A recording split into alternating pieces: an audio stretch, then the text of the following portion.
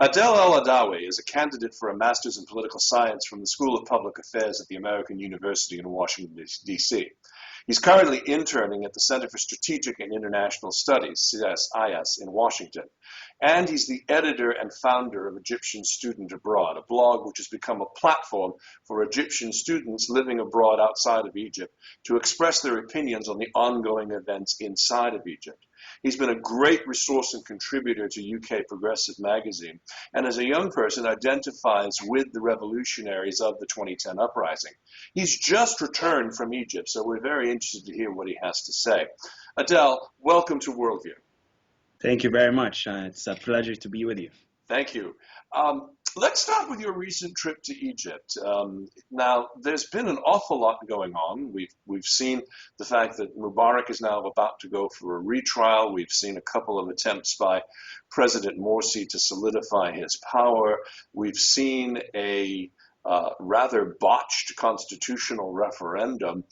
Give us an idea for our viewers where things in Egypt today versus where they were in 2010 and where you think they're headed, and are you optimistic? Well, when I returned to Egypt back in December of 2012, I can tell you I was much more optimistic about where Egypt was going.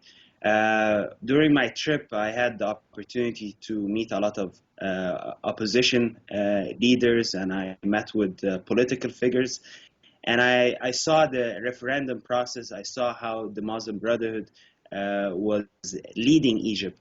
And I can tell you that I was not as optimistic anymore. I feel that in Egypt, there's a lack of understanding what the democracy really means. There seems to be a lot of people in Egypt who think that democracy is about elections only. They do not understand that elections is part of a democratic process. There's a way of life on the political scene, universal democratic values, transparency, the way you deal with the opposition that does not exist in Egypt. I can tell you that Egypt has become very, very polarized. You have on the one side, you have the Islamists, and on the other side, you have the liberals and seculars. I can tell you in general, in Egypt is a very conservative society. So I don't like to use this term secular. So we should not divide Egypt's political platform right now into secularists and Islamists. No, there are a lot of people in the opposition camp who are very conservative people. It's about the role of religion in politics. There are a lot of very religious people in the opposition who do not see that religion should be mixed into politics. Looking forward, I think right now the opposition does not have a clear vision, which is one of the big problems. When I met with a few of the opposition people, I would ask them, what's going to happen next? What's your next move? And their answers would differ. And I think if you want to counter the Muslim Brotherhood, you need to have a clear vision where you're going. And I'm afraid to tell you that this clear vision does not exist at the moment amongst the opposition. Interesting. You know, when we first had that moment of jubilation after the fall of Mubarak, there was a very sort of serious effort. You learned of people meeting in lots of different groups to discuss what they would do in terms of forming a parliament, which of course was then shot down by the judiciary. Where is the spirit of the young people? By young, I say, people who would be less than the age of Mubarak's military leaders, so people that are in their, late 20s and 30s, that actually planned and for the most part executed this revolution, but now they seem to have disappeared. I don't see them anywhere, and I don't see them as a strong political force, yet they did all the heavy lifting that made it possible for the Muslim Brotherhood to take over. I agree with you 100%. I mean, the revolutionaries have been completely sidelined. Political reality at the moment is that there are two main players on the political scene. You have the Muslim Brotherhood, the Islamists, and you have the military. At this defining moment in our country's history. These are the two main players on the political scene.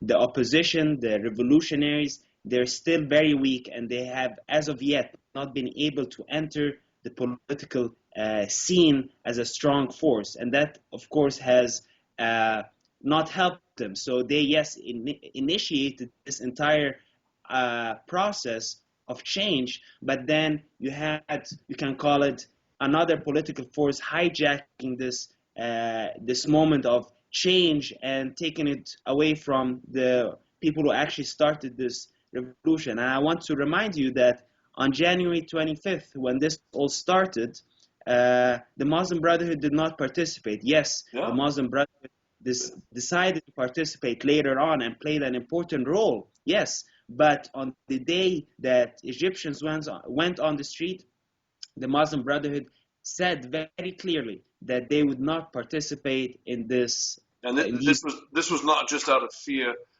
for their own personal safety, because they were in essence an outlawed organization, or Exactly. are you saying it's even broader than that? They decided. No, they did not think that these young people, these revolutionaries, could actually achieve anything. And once they saw that they were doing something, and they decided to join.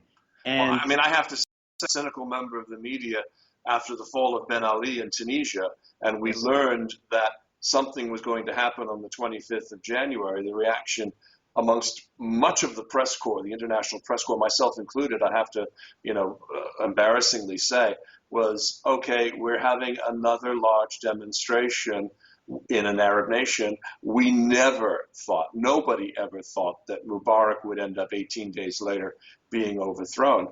And yet, on that fourth day, on the bridge where fear died forever of the police and of Mubarak, we knew something from that point on was pretty historic. So are we being a little bit too harsh on them for perhaps sitting out at least the start of it? I mean, of course, they would say that we're being harsh. No, they certainly played an important role in the 18 days, but it's the point that I'm trying to make, that they were not the catalyst for change. Oh, not at all. Not at all. Yeah. It was other people. They just kind of joined in later on. So this is a very important point to understand what's happening right now. I can tell you that the Muslim Brotherhood does not believe in democracy. The Muslim Brotherhood believes in elections.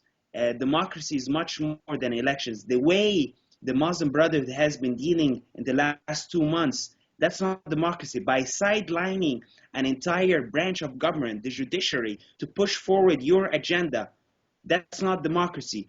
I mean, everyone would love to, eliminate opposition to push forward your agenda. I agree that the judiciary might not be, the most revolutionary force in the government. There are a lot of Mubarak loyalists in the judiciary. Absolutely. But you cannot ignore the law and push forward. I mean,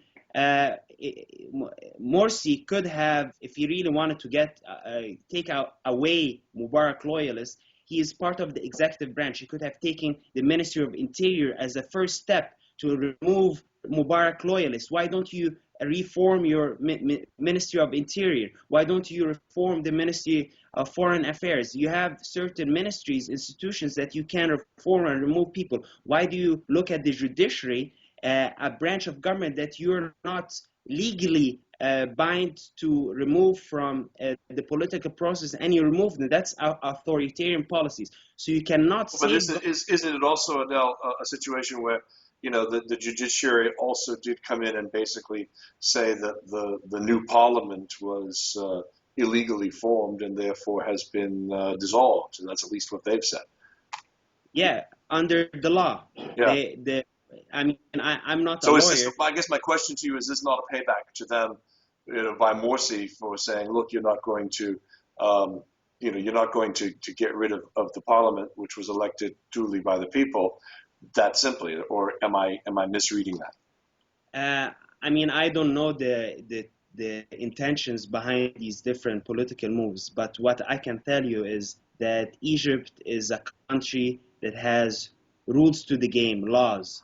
during the past 2 years, these laws and these rules of the game have been very hazy, if you can say that. But one thing is for sure, that to have free and fair elections or have free and fair referendum, Egyptian law dictates that judges have to supervise these elections or referendum. And by Morsi eliminating and sidelining the judiciary, you have lost, you're losing legitimacy. I mean, the referendum did not have, only 90% of the judges decided to boycott the elections, the referendum, I mean. How does this guarantee for an Egyptian citizen that this referendum was free and fair? We're talking about Egypt's constitution, future constitution. So there's a lot of frustration in Egypt about how Morsi was pushing forward his agenda. A lot of people in Egypt feel political fatigue and are disappointed and don't know what to do. And at this defining moment, it's important to have a vision. And I think the vision that the opposition is starting to come out with is early presidential elections. We cannot overthrow President Morsi. He's an elected president. And in democracies, when an elected president loses legitimacy, the opposition has the right to call for early elections for the president to attempt to regain this legitimacy. So I'm calling for the opposition to try to call for early presidential elections and for Morsi to regain legitimacy. Well, it will be a story that we'll be watching for quite some time. It's been a fascinating 2 years to this point. Adel el Adawy, thank you for joining us. Adel is the editor of the fascinating blog. If you haven't read it, please visit it. It's Egyptian Student Abroad at EgyptianAbroad.com. Thanks for joining us on Worldview with Denis Campbell, Adel. Thank you.